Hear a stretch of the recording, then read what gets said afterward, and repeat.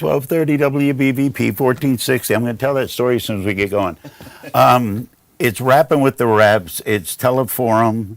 I'm Eddy Crow. Rappin' with the Reps means we get to talk to Aaron Bernstein and Josh Kail. Aaron is going to be he's on the phone, but Josh is here.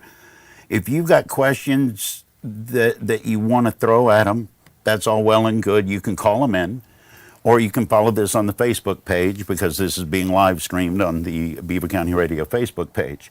Right before we came on the air, I'm throwing you under the bus just to set the tone. That's fine. Right before we came on the air, I looked at Josh and I said, we better come up with something. And his response was, what? Go ahead. Own this line. This is a brilliant line. I said, we better come up with something, State Senator Rep. I had oatmeal this morning, and it was really good. It was from Beaver Falls Coffee and Tea Company.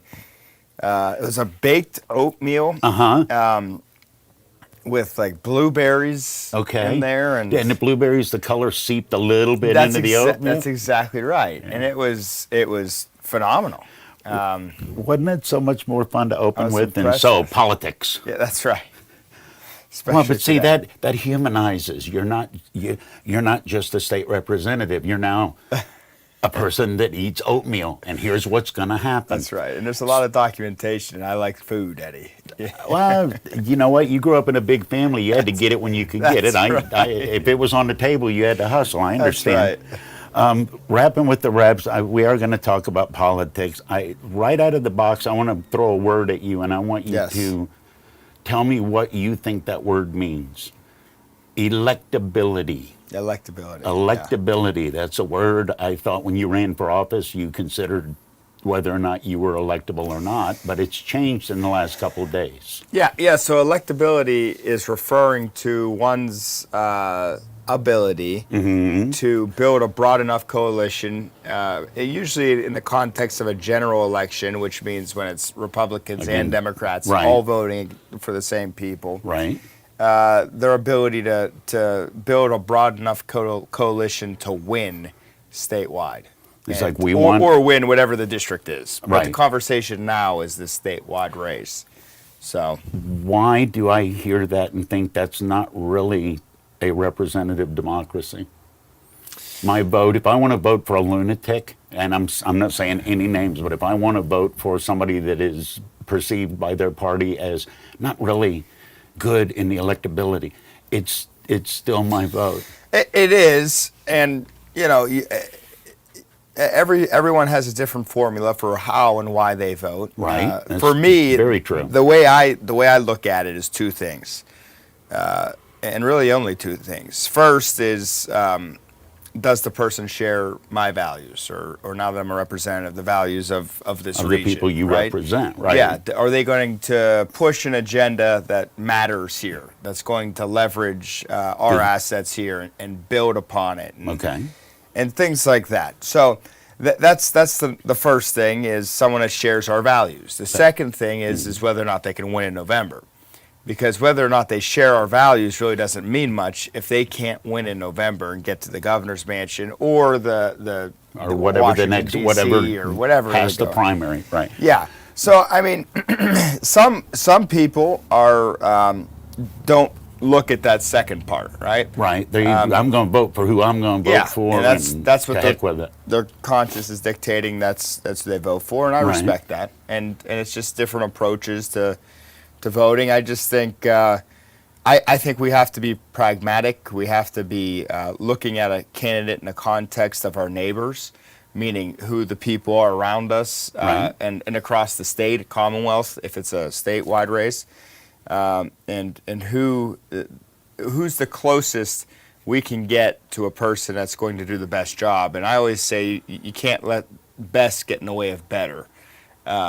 And if you sometimes vote for what you think is the best person, I got you. But if they can't get to the governor's mansion, then you've got let best get in the way of better. All right, so it's an issue of being pragmatic versus an issue of being, I guess, idealistic. Yeah. Is that a tougher thing for most people to balance? Is that tougher now than it used to be? I think. I think with the way the party system is in today's America, and Pennsylvania is no different. I think it is harder to do because we are coming into, I think, the next 10 years, really, politically. We're going to be watching these races, and it's playing itself out in a Democrat primary and in a Republican primary, albeit one in a Senate seat and the other in the governor's seat, where you have a situation where I think we are going to see where whoever can get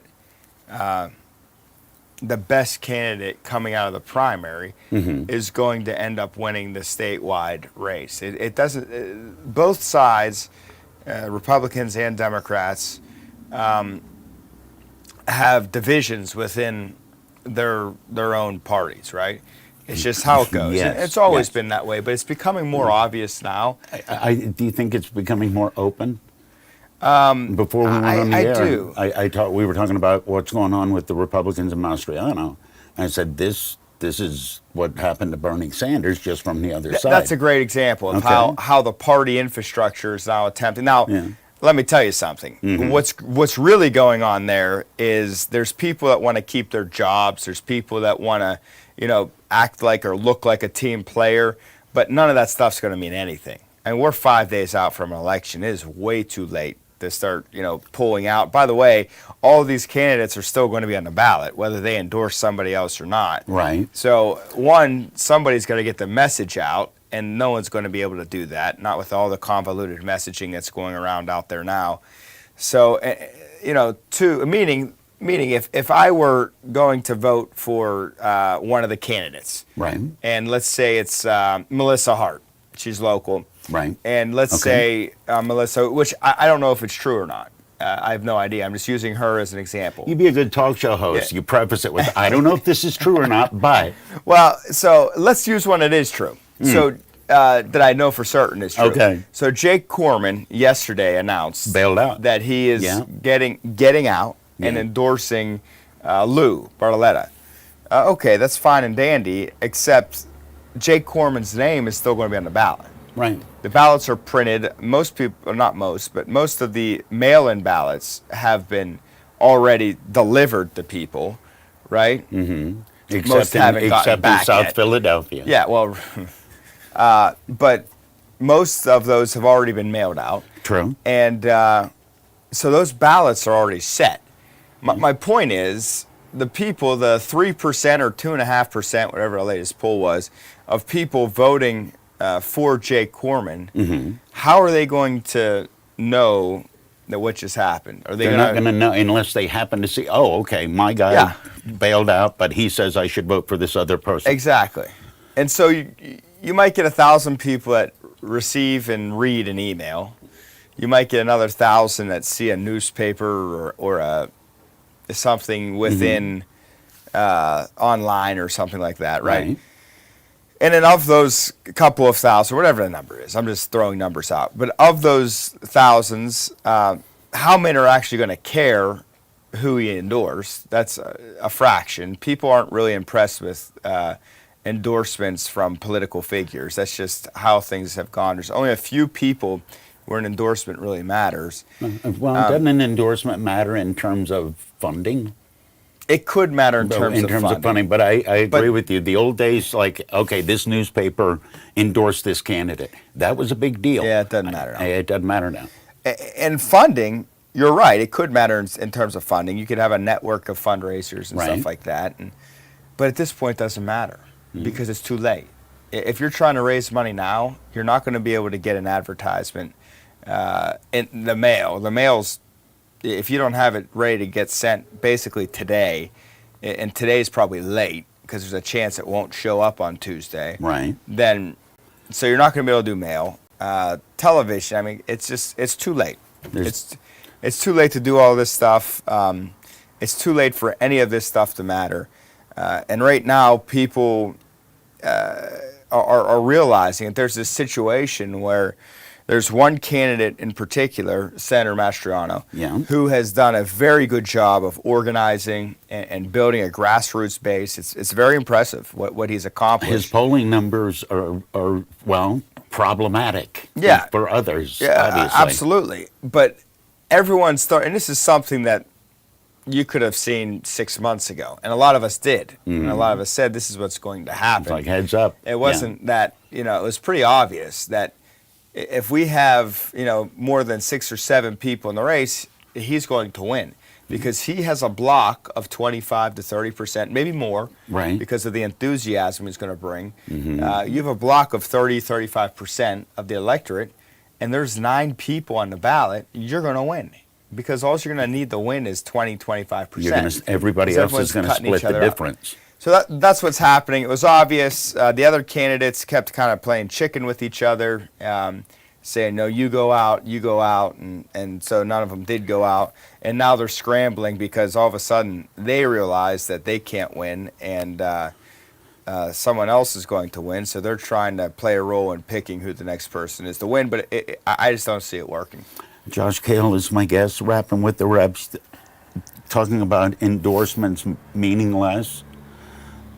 Do debates mean anything at all now? Does anything get accomplished in terms of learning platform ideas from the candidates? And I'm not picking on one side. It was gibberish from both sides from the onset when the debates would happen. Yeah, I think you can get, there's some value in them. I think you can learn whether or not a candidate is competent on issues. How, they call it polished in the political world, but how articulate somebody is. That stuff matters, right? How they come off in that setting and with adversity. Well, Nixon versus Kennedy. That's right. Nixon came off as pale and sweaty, and Kennedy didn't, and that was a huge turning point. That's right. Yeah. And those types of things end up having an effect on elections. Honestly, the biggest issue or problem for somebody running for office with debates is saying something stupid. And it's not what you plan to say. It's what might slip out. Yeah, what might slip out, or you get a question that you weren't expecting, and you just start spitting. Okay, now wait a minute. How feasible is it that you get a question that you weren't expecting? Is that not your staff? If you're going on a nationally televised debate, and I'm your staff, first off, you're at the bottom of the barrel with staff. But if I'm your staff, isn't it my job to throw every possible question at you so you can at least prepare? You're a lawyer. You know about reactions sell a lot. You should know every issue and be able to spin off of it. But sometimes, you're up there, and it's just you and the other person and people asking questions. There's no time to really stop and think or say, let me get back to you on that. Yeah. You have to answer.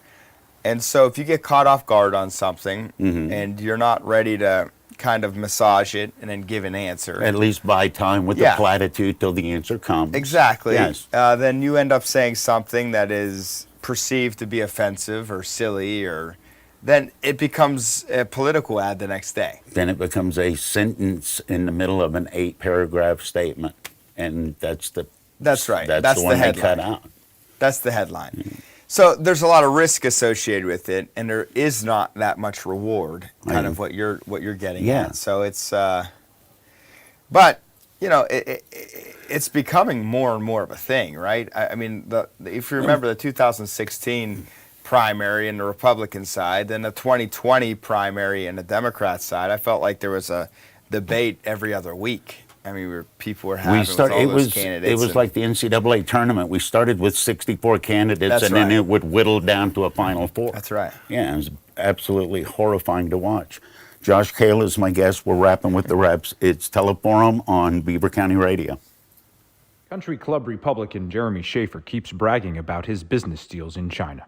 Well, Jeremy, Beaver County has some questions. Who were these Chinese clients? Were government officials involved? And did any of that money find its way back into your campaign? I'm Jason Kilmeyer, and I'm running for U.S. Congress. I worked for 4 years to separate the U.S. supply chain from China. I'm humbly asking for your vote on May 17th. I'm Jason Kilmeyer, and I approve this message. Did you ever think you would see a day when nobody showed up for the big city holiday parades or pro sports events? This is Michelle from Laughlin Insurance Agency in Rochester. If nothing else, this past year has taught us that things we never considered possible can happen and that nobody can predict the future. At the Laughlin Agency, your Penn National insurance provider, we give you the ability to protect against loss during unexpected times. Who knows what the future holds? Visit LaughlinInsAgency.com. Dr. Mehmet Oz confessed, quote, "I'm not socially conservative." Mehmet Oz is a liberal on guns. Listen to him in his own words. How do we keep guns out of the wrong person's hands? Red flag laws. Even worse, Oz supported New Zealand-style forced government gun buybacks, tracking gun owners with universal licensing, and an assault rifle ban. No wonder Mehmet Oz confessed, quote, "I'm not socially conservative." Mehmet Oz, a Hollywood liberal and total fraud. Dave McCormick, he's an Iraq combat veteran with a Bronze Star. He's a proud son of Pennsylvania and a sportsman. Dave McCormick is a conservative who you can trust to stand up to the woke liberal mob and protect your Second Amendment rights. Honor Pennsylvania, Inc. is responsible for the content of this advertising. Not authorized by any candidate or candidates committee. Paid for by Honor Pennsylvania, Inc. HonorPennsylvania.com.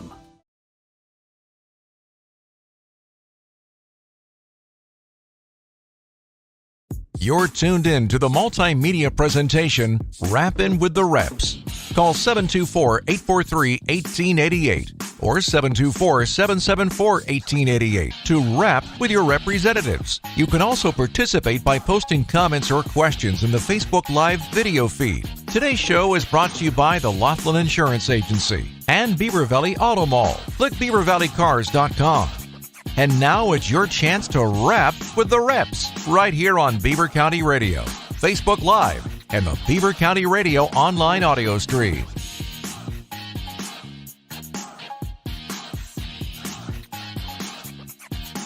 The ballpark is coming into your living room or the dashboard of your car. That's because Pirates Baseball is on Beaver County Radio. Set the dial to WBVP WMBA 99.3 FM or 95.7 FM, and then turn the volume up to hear the most beautiful sound in the world. Pirates Baseball is sure to be a hit this year, and it's presented locally by the Beer Falls Municipal Authority, Express Employment Professionals, Dr. C. Timothy Lip, Falcones Boone Township Board, Keystone Wellness Program, and St. Barnabas, among others, right here on Beaver County Radio. For an entrepreneur, life and business go hand in hand. Getting the most out of both sometimes can be as simple as a new idea or an insightful conversation. Join attorney and author Rocco Kaza, along with realtor and podcaster Eric McKenna, for The Entrepreneur Life, Beaver County Radio's newest show. The Entrepreneur Life airs from 10:30 to 12:30 this and every Saturday morning. Listen on Beaver County Radio or watch the video stream on Facebook and YouTube. Don't just get busier, become happier, and ultimately wealthier. Tune in to The Entrepreneur Life Saturday starting at 10:30 on Beaver County Radio. The views and opinions expressed on WBVP and WMBA are those of the participants and host. They are not necessarily the viewpoint of WBVP and WMBA, its staff, management, and advertisers. Thank you for listening to WBVP and WMBA. It's time to wake up, Beaver Valley. Hi, this is Pastor David Grove from the Church of the Redeemed of Beaver Valley. That's right, you'd better wake up a little earlier. This and every Saturday beginning at 7 a.m. Tune in to my new enlightening and spiritually challenging talk show called Wake Up, Beaver Valley. I do believe it is time to wake up and to turn our hearts back to the cross of Jesus Christ. So I invite you to wake up early this Saturday to find out more. It's Wake Up Beaver Valley Saturdays from 7 until 8 a.m. on WBVP and WMBA and the new 99.3 FM. Beaver County Radio's news source, 95.7 and 99.3 FM, along with 1230 WBVP, 1460 WMBA, and streaming at beavercountyradio.com. Here's Frank Sparks. And good morning. As today's forecast is, call for a beautiful day with sunny skies today. High's going to be up to 71 degrees to celebrate Cinco de Mayo. We'll have a complete Beaver County Radio weather forecast coming up for you right after we have this look at news.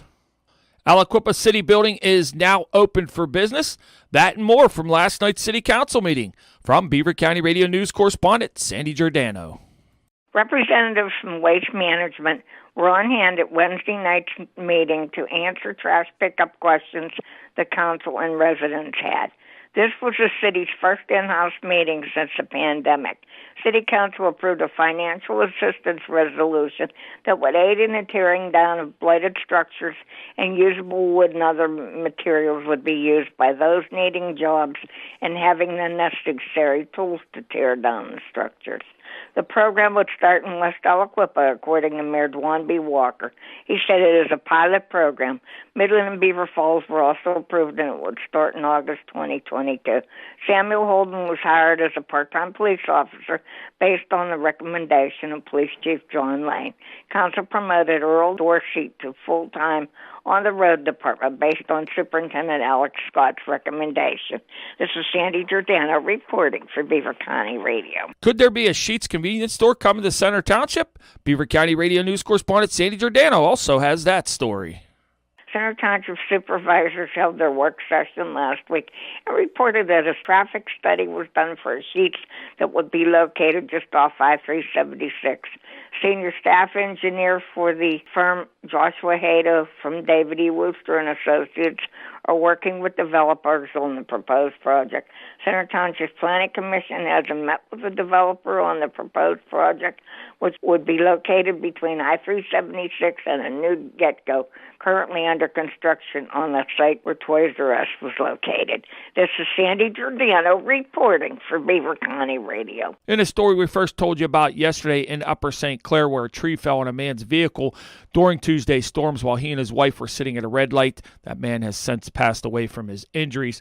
The man who was driving the white SUV was Steven Stestanko Jr., and he died around midnight on Tuesday, just hours after the accident. The accident occurred at the intersection of McMurray Road and Bethel Church Road. Stestanko and his wife, who was a passenger in his vehicle, were waiting at the light in the left lane, and another vehicle with a family of 6 whose vehicle was also struck by the tree was right behind Stestanko's vehicle. The 64-year-old father of 2 was the only person injured in the accident. He was a long-term Pittsburgh Post-Gazette employee who was preparing to retire. Mother's Day is coming Sunday, and are you still looking for something to buy or something to do for Mom on Mother's Day? With just a few days left until the big day, Beaver County Radio spoke with Carly McKee of Cohill Fashions in Beaver Falls, and she provided some helpful tips for those who want to have the best time. Mother's Day is quickly approaching, and it seems that every year we think, what can I get Mom this year? I am blessed to still have my mom. She's 98 now, so this has been a dilemma for many years. Here are some suggestions, many of them available right here in our town. What about the gift of time?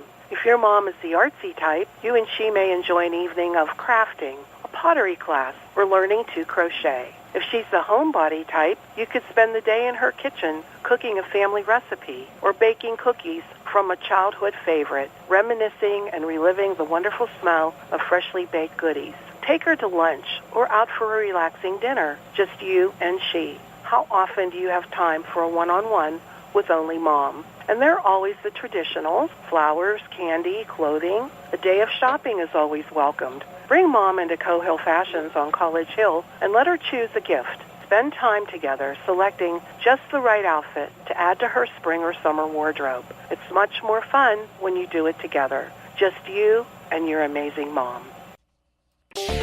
Here's the Beaver County forecast on 95.7 and 99.3 FM, along with 1230 WBVP, 1460 WMBA, and streaming at beavercountyradio.com. Partly sunny skies today with a high of 71 degrees. Showers likely towards morning overnight tonight with a low of 56. Tomorrow, showers with afternoon thunderstorms and a high of 64. For your Mother's Day weekend, showers and possibly a thunderstorm on Saturday with a high of 59. For Mother's Day, it's going to be a beautiful day, and it's going to be the start of a warm-up and some beautiful weather here in Beaver County with mostly sunny skies, high of 66 degrees. Then Monday, sunny, high of 72, and Tuesday, sunny with a high of 79 degrees. That is a look at the news for now. I'm Frank Sparks, Beaver County Radio News, 95.7 and 99.3 FM, presented by St. Barnabas, 1230 WBVP, 1460 WMBA, and beavercountyradio.com. You're tuned in to the multimedia presentation, Rappin' with the Reps. Call 724-843-1888 or 724-774-1888 to Rap with your representatives. You can also participate by posting comments or questions in the Facebook Live video feed. Today's show is brought to you by the Laughlin Insurance Agency and Beaver Valley Auto Mall. Click BeaverValleyCars.com. And now it's your chance to rap with the reps right here on Beaver County Radio, Facebook Live, and the Beaver County Radio online audio stream.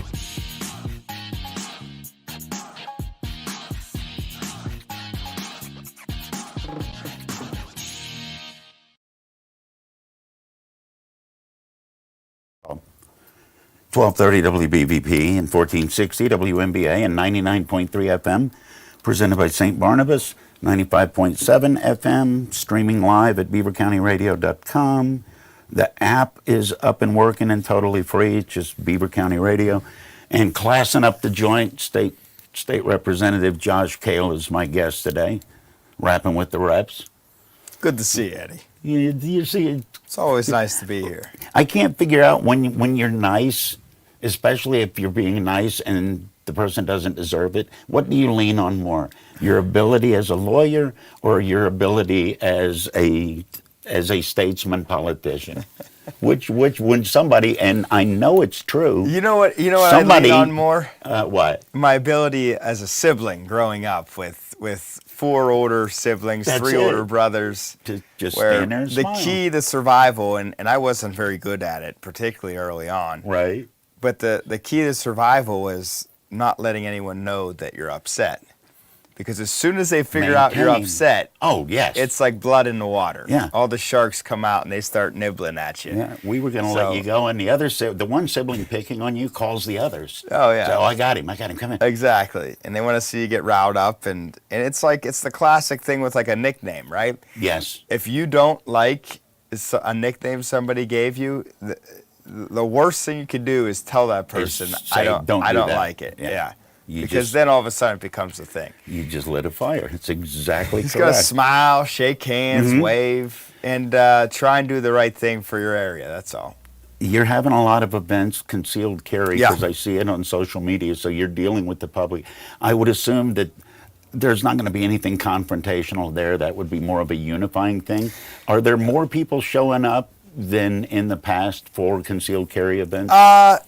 Because you see it firsthand much more than I do. It's actually so we've had a lot of events. We've A lot had of breakfast, too. 3 town halls. Yeah. That we do at breakfast, right? Yeah. We do them in the morning. And we've had a lot of people showing up for those. We had a veterans breakfast that was a packed room. This is our second concealed carry. And so in the spring and the fall is when we like to do our all the community events, and we go all over the district. We're in Washington and Beaver counties, and I so, see that on social media. And we split it up just about even, and so we make sure everyone has an opportunity. We do a veterans breakfast in Washington. We do one in Beaver. Mm-hmm. We do town halls in both places. We do concealed carries. And my staff does a great job of organizing all of that. And really what it is one, it's a way to provide a service, right? It's a way to tell and explain people what the rules are with concealed carry and show your appreciation for veterans in this area. But 2, it's also a way for me to hear from people. I think one of the issues that we have in Harrisburg is there's too many elected officials, I think, that aren't as in tune with their district as they ought to be. And it's one of the reasons why I try each year, whether it's off year, on year, whatever. Every year I try and do 3 town halls in the spring and 3 town halls in the fall, and we've done it every year now. And so it's important because if you don't have the pulse of your community, you're not going to be able to be an effective legislator. So that's what we're working on doing. That was my next question. If somebody's not in tune with their district, how do they keep getting elected? Does it become the name that people recognize and just press that button? Yeah. The real problem is with seats like ours, they're not nearly as high profile as Congress or United States Senate or governor, right? Mm-hmm. So I think if you're talking from a political standpoint, I think the real risk isn't so much people not knowing who you are. I think the real risk is losing touch with what's happening. The real risk and the inability to be an effective legislator comes when you don't know what your district needs. And it's hard to stay on track of it if you're not going to be out there.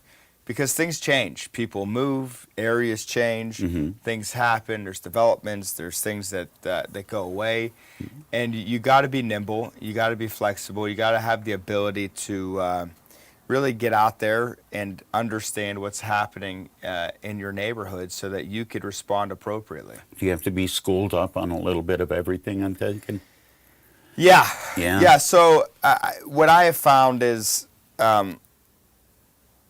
you do have to have some sort of knowledge, but most importantly, on every subject, particularly the ones that matter to a region that you represent, you have to have, at the very least, people that you know and trust that are subject matter experts in a field. Is that a difficult thing for a person in power to maintain, the ability to know that somebody might know something better? The ability to defer is not typically a strong suit of a person in power. If you can't do that, Right. I just don't know how you're going to be effective. There's so many different issues that we deal with, from tax policy to energy policy, environmental policy, to firearm policy, right, to abortion policy and those issues, right? Are you getting phone calls about Roe versus Wade? No. No.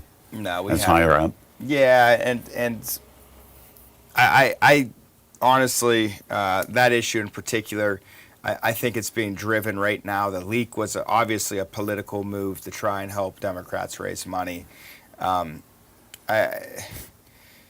The overturning of that, if it happens, it has not been determined yet. Right, that was a first draft. There is a real misconception with what that means.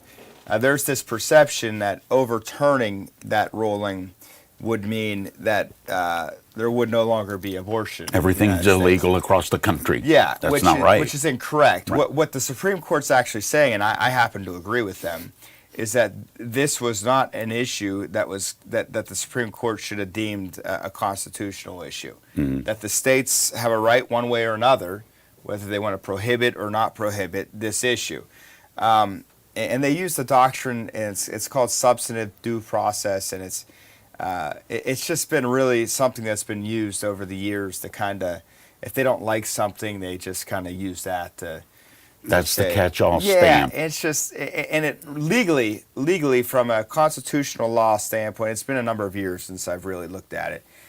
But my recollection is legally, it doesn't have any basis in the language of the Constitution. And so if that's your guiding principle, and I think it ought to be as a judge, I mean, you got to look at language, right? You can't kind of invent things or input your own perspectives into something that wasn't supposed to be there. Then legally, this should be an issue that legislatures do handle. But the perception right now is that, or at least what they're trying to send out there, is it's going to turn everything. Actually, like for instance, in the Commonwealth of Pennsylvania, nothing will change once that ruling happens. The only thing that will change is the ability of legislatures to, if it goes the way it looks like it's going in the draft opinion, it's the ability to legislators to regulate it more. But immediately, there's not going to be anything that changes. On the subject of legislators deciding rather than maybe individuals, Governor Wolf said he was going to send us all $2,000. Have you seen any of that money? No. That's one of the few things he said he wanted to do that I thought, all right, that one I'll let you slide with. To heck with the legislature. Where is that money? Because the Commonwealth of PA is sitting on millions of dollars. Yeah, so billions. And there's a clock ticking that it's got to be used somehow. Billions of dollars, actually. So we're actually in the process of looking at all the different things that we can do. Our goal, as our caucus goes in the House Republicans, our goal is to save as much of it as we possibly can. We're concerned that the economy and the situation with revenue is going to change over the course of the next year or two, And the last thing we want to do is raise expectations for what government services can provide through paying more for government, especially if it's a one-time thing. Yeah, and then have to, a year or two later, retract it. Okay. And basically say, hey, the money's not there anymore. Because then you end up in a situation where you're taking away something from an individual, or you're increasing taxes, which is taking something away from an individual. Yeah. So at this point in time, we're looking at what we have in revenue. We're looking at what's coming down the road, and it looks like within the next year or two, there will be a slowing down of the economy. We're starting to see it now. Really, we got to be focused on the answer to these problems and to what's happening in Pennsylvania and how we can make Pennsylvania better is for Harrisburg to focus on growth. Because the more people we have coming, the more revenue that we have, the more services or tax cuts we can provide. And the way to generate revenue is not through more taxes, because more taxes is going to drive people out of the Commonwealth. And if more people leave, then we'll have less revenue, we'll have more problems and other ways. And that's what we've been experiencing in Pennsylvania since 1930. So it's not a tax, it's a carbon policy. No, here we go. It's not a tax. It's a fee. That was the other one. It's a fee, yes, a special one-time fee. Yeah. Can we not take the money that we're sitting on and put it in the direction of growth? Rather than hand everybody, here's a check and it's going to be a one-time thing, put it into something as a Commonwealth that will stimulate more growth. I think that's actually, so we have had that conversation, and really what we've talked about is using it for infrastructure. Right. Because you need infrastructure for growth. You need that for people to come live, and really it affects quality of life. You want to start talking about broadband and stuff like that. And traffic and potholes and bridges that don't fall down. It's all an active conversation. It's the budget season. This is the time when those conversations are starting to heat up. Especially after the primary next week. Once the primary's over, then things will settle a little bit, and we'll be more focused on actually, working through the rest of the summer, or at least the rest of June, to get that budget done.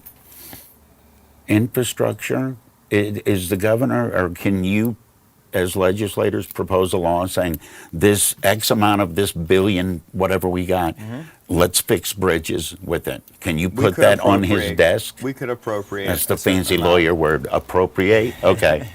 Yeah, we could have a line item for something like that. How could he not sign off on that? I would think that'd be one of the few things, it seems to be one of the few things that Democrats and Republicans have agreed on, that the infrastructure in PA is a mess. I think that's the smartest way to do it if you're going to spend it. I think what the concern is on the Republican side of the aisle has become what the projections are looking like in 2020, the end of 22 and 23. And the last thing that we want is end up in a situation where we're falling short a year or two from now because we weren't prudent now. So that's how we're looking at it. I think that's a great idea to consider. I think the infrastructure stuff, I think we should be spending money on infrastructure at the state level, and we do. And I try and get as much of that money to this region as we possibly can, and that's what I'm going to keep advocating for. How difficult to sell is that going to be? Because I can send you a check for $2,000, you're going to be happy. I can spend your $2,000 on infrastructure, you'll be less happy, but you can drive and not tear up your truck and get on the internet. Or we can hold on to the money. Yeah. How difficult is when you look and you say, okay, Commonwealth of Pennsylvania, traditionally, when they hold on to the money, they find something else to do with the money. I'm looking at the Turnpike Commission. That's right. Yeah. So I think there's two things that my perspective on this is, one, is every budget season, the top priority is not raise taxes. Oh, absolutely. We don't need any raises and any taxes, no new taxes, no that. So we can accomplish that. And what makes that easier down the road is having a rainy day fund, right? So that's an advocacy point for that. The second thing is if you do have such a surplus, other states are just doing rebates and basically here's some money. Exactly. Yeah. I think ultimately the long-term strategy needs to be is putting our finances and getting them to a place where we can not just not raise taxes, but actually start cutting taxes. And I think that's whether it's personal or the corporate net income tax or the inheritance tax. An individual talking to me at one of my town halls pretty extensively about the inheritance tax. Or if you can find a creative way to do property tax reform. I mean, there's a lot of exciting things you can do when you're fiscally in a sound position. And so that's where I'd like to see the state get, is so that we can start, doing more pro-growth things. Because yes, infrastructure matters, 100% it matters. But the top way to grow an area is to have really favorable tax laws. That if you look at the states that are growing, whether it's Texas or Colorado or Georgia, New Mexico, not New Mexico, North Carolina. You look at these places and they have far more favorable tax policies than we do. 724-843-1888 or 774-1888. We're rapping with the reps. Josh Kail is my guest, and I understand we have a phone or a phone call and a question on the line. Are you there? Yeah, we're here. Can you hear me? Yes, sir. I hear you fine. What's your question? Eddie and Josh show. Hey, listen, guys. One thing, get feedback from you people. I tried to put a comment on Facebook. One of the words failed, so just disregard that. I can't re-edit it. But anyways, my question is, we keep talking about taxes and reducing expenses. When and why aren't we reducing the size of the legislature in Pennsylvania? That's an excellent question, and Josh, I know, agrees with you because he just said that about 5 minutes ago. Why is the legislature so big? Why are there so many people involved? You said earlier there's too many cooks spoil the broth. Was kind of the theme. there's 203 legislatures, and so on the one hand, the argument goes is that the more legislators there are, the better the representation is. More chance to have your voice heard. Right. In states like New Hampshire, there's 400 plus legislators. In New Hampshire? State representatives, over 400 of them. I didn't know there were 400 people in New Hampshire. That's what I mean. There's more moose. In the states like Texas, there's like 90. So state representatives and 40 state senators. It's different state by state. I believe that it is difficult to manage with that many different individuals. Don't cliques get started when you have that many? Factions and cliques. But I think the bigger problem actually isn't the number of us, because I think you do want as much representation as practically possible. I think the bigger problem actually is the amount of time that we're spending there. And I know we have to because of what's happening, but I would like to see our government over the course of the next number of years get to the point where we don't constantly need to be passing laws to fix what the government did to screw things up. Like that's a lot of what we do is just going back and undoing what happened or fixing something that happened. There's a way where we can do government right. And there's a way where we can make our system more efficient. And there's a way where we can only have to meet, once a year from January to the end of April. And reducing our time there, I think, should be the goal. Because when we're out there and we have an expectation that we're going to be doing all these different kinds of things, and that leads to problems. And in the past, it's really led to problems. You're talking about laws that may have been passed in the 80s. And so now we have layers upon layers of regulation and laws, and so we're trying to It can take 6 months to sort out what's wrong with something to fix it, can't it? Yeah, and it's of our own creation over the course of the last, particularly over the last 60 or 70 years. Do you think your work... Am I still on? Yeah, do you have another question? Yeah. When did the legislature or state government pass the okay for taxpayers to support cyber and charter schools? We as taxpayers pay the taxes for our local school, brick and mortar, so forth. But why do we have to pay like $13,000 per student. They have the building, we pay the taxes and expenses and so forth. How the taxpayers have to go and pay for another school. If you want to send a child to another school and not your regular school, then you pay for it, not the taxpayer. What's your thoughts on that?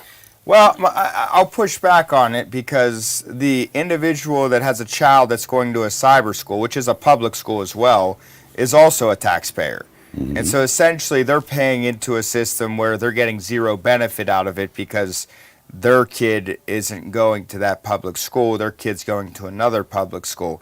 So I do think that the actual formula, particularly for cyber schools, is something that we could look at. But the idea that it should be completely funded by parents, I don't agree with it. I think parents need options, and for a lot of parents, that means traditional public schools work. But particularly in places where traditional public schools are failing, parents need the option to send their kids to a place where their kids can succeed. So that's where I would end up falling on that issue. Josh Kail is my guest. We're rapping with the reps. Is there anything that I should have asked you that I didn't ask you that you wanted to bring up real quick? No, I think we covered breakfast, the primary. How do you mess up by opening with breakfast? It was delicious. The Beaver Falls Coffee and Tea Company is beautiful. Mm-hmm. It's a great oatmeal bread or something. It was really good. You don't know, and you didn't look at it long enough to figure it out. I just you wolfed ate it down, didn't you? Okay. Josh Kail has been my guest. It's always wonderful talking to you. The state representative of the 15th district. We're going to go get oatmeal now. It's Teleforum on Beaver County Radio. Did you ever think you would see a day when nobody showed up for the big city holiday parades or pro sports events? This is Michelle from Laughlin Insurance Agency in Rochester. If nothing else, this past year has taught us that things we never considered possible can happen and that nobody can predict the future. At the Laughlin Agency, your Penn National Insurance provider, we give you the ability to protect against loss during unexpected times. Who knows what the future holds? Visit LaughlinInsAgency.com. The views and opinions expressed on WBVP and WMBA are those of the participants and host. They are not necessarily the viewpoint of WBVP and WMBA, its staff, management, and advertisers. Thank you for listening to WBVP and WMBA. You're listening to Beaver County Radio, 1230 WBVP Beaver Falls and 1460 WMBA Ambridge, broadcasting live from the St. Barnabas studios. The ballpark is coming into your living room or the dashboard of your car. That's because Pirates Baseball is on Beaver County Radio. Set the dial to WBVP WMBA 99.3 FM or 95.7 FM, and then turn the volume up to hear the most beautiful sound in the world. Pirates Baseball is sure to be a hit this year, and it's presented locally by the Beaver Falls Municipal Authority, Express Employment Professionals, Dr. C. Timothy Lip, Falcones Boone Township Board, Keystone Wellness Program, and St. Barnabas, among others, right here on Beaver County Radio.